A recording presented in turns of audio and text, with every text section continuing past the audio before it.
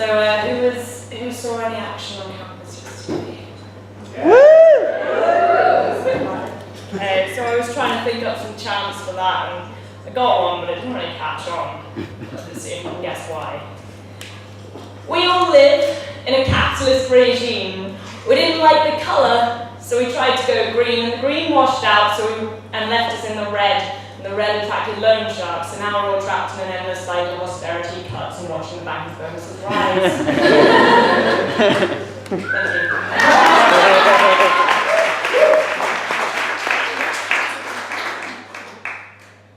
This one's equally anti-capitalist. It's called Lies We Tell Our Children.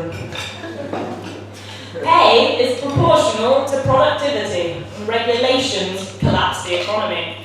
A free market makes everyone richer. Making the rich richer makes everyone richer. All you need is to be richer.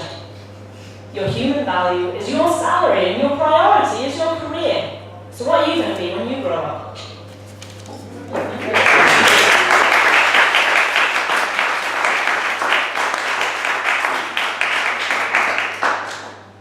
Alright, now for something less political.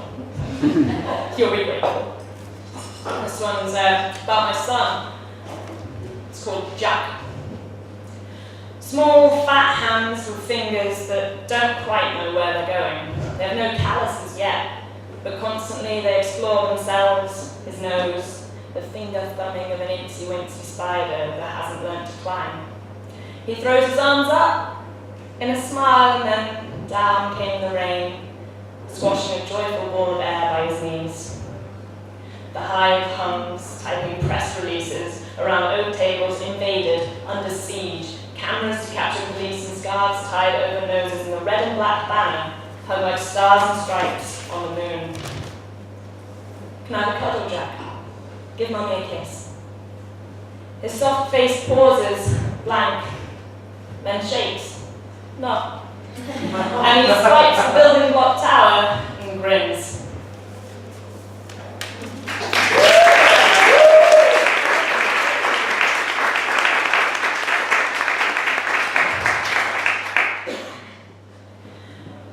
This one's a letter to David Eastwood. A university is not a business. It's not a machine for producing profits or lining your pockets with the fees of 46.5 students each. Students, let me reiterate, are here to facilitate an education for themselves, to pursue knowledge, explore passions, and to better themselves. Students are not your customers. We don't want your pre-packaged, homogenized truths. We're to think, to question, to examine the evidence, to form opinions, and to back them up. So don't look so surprised when we look at you and see the truth. When that questioning becomes dissent, and when we can form opinions and back them up. Don't look so surprised when we fight to be heard. Don't get so defensive when we fight to learn in an institution that looks out for us. We are not your customers. Thank you.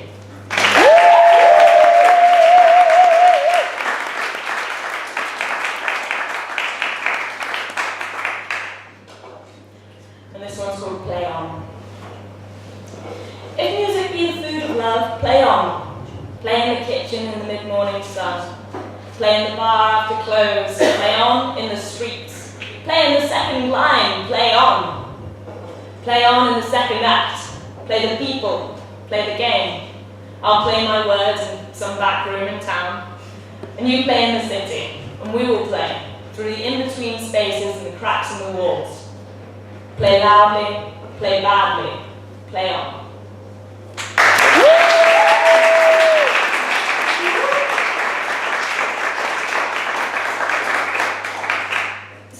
Round that off and to lead into the next one, so I guess a bit of a break. We're going to do a collaborative piece with my friend Helena, who's at the back.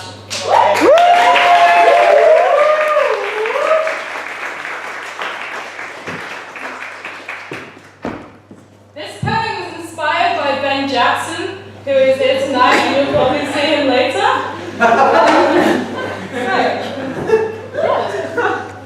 Yesterday was an alright day, apart from a few things. Getting killed. That was shit. Police repression. That was shit. Security violence. That was shit. Banners falling. That was shit. Management. They're shit. Graffiti. Friends arrested and held for 24 hours unlawfully. That was shit. Freezing to death in the pissing rain. That was shit. People going to hospital. That was shit. Occupying the Great Hall. Fucking A! Woo! The list goes on. The campaign continues.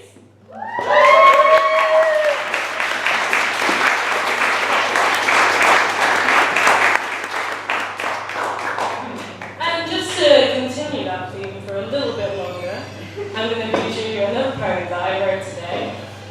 It's called In the Spirit of Protest. In the spirit of protest, do we negate our moral objections what we once had?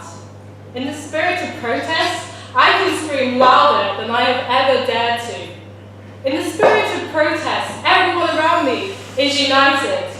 In the spirit of protest, the smell of paint and tea and toil, the smell of anxiety and excitement fills the air, filled with rain and wind and cold anticipation. In the spirit of protest, we link arms in solidarity from all around the country. Students and workers, unite and fight! And in the spirit of protest, I fucking hate the Tories. I fucking hate management, and I fucking hate the guild spineless bastards. In the spirit of protest, the police come in to kettle, though the press will later report that this never happened. In the spirit of protest, security brutally repressed students pushing, tackling, punching, ragging their hair. Police join in too, making their unlawful arrests.